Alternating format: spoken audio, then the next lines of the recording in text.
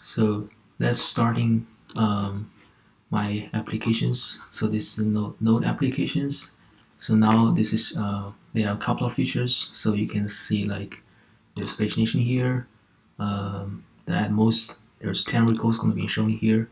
So we can do like search or 444 anything like this one. So that's the more data we have because this one's already coming from our databases that what I added before. So now let's start from the beginning.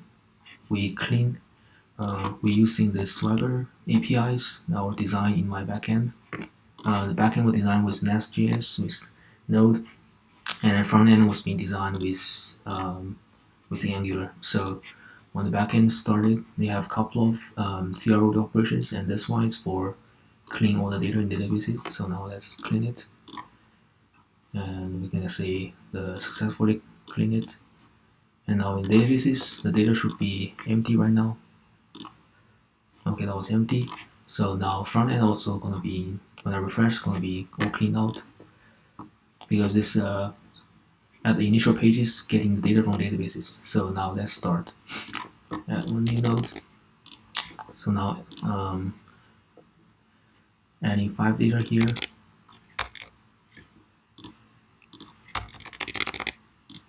So this is for adding responses from the backend.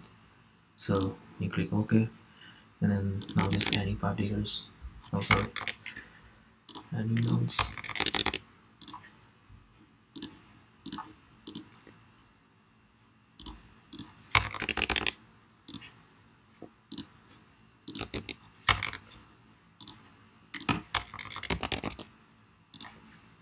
So now let's do the edit first. So let's edit this one. Oh, let's check in database first. So the database should have 5 data right now. Yep. And then if we add this one, we change this one to like say 8, like this one, and then this 444 gonna be changed to this number, to this text, and then gonna be also updating the databases. So let's checking. Database gonna this one gonna be changed. Okay, gonna be changed to this one. So now being said it was being updated.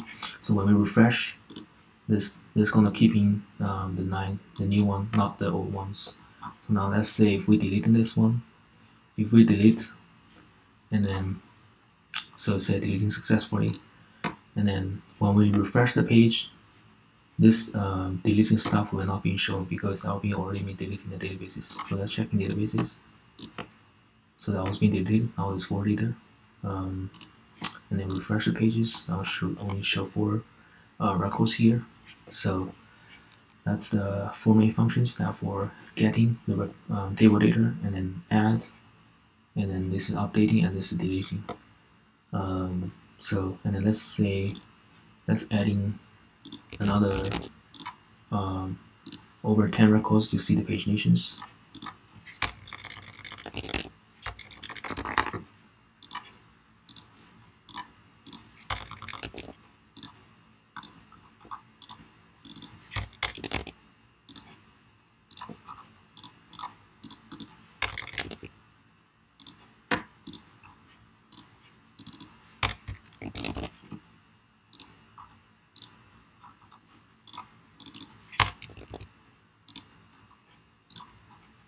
Okay, now there should be over 10 data right now. Now you can see the paginations, and when you go, you can do here with searching, and then something like that. So now searching means it's working right now.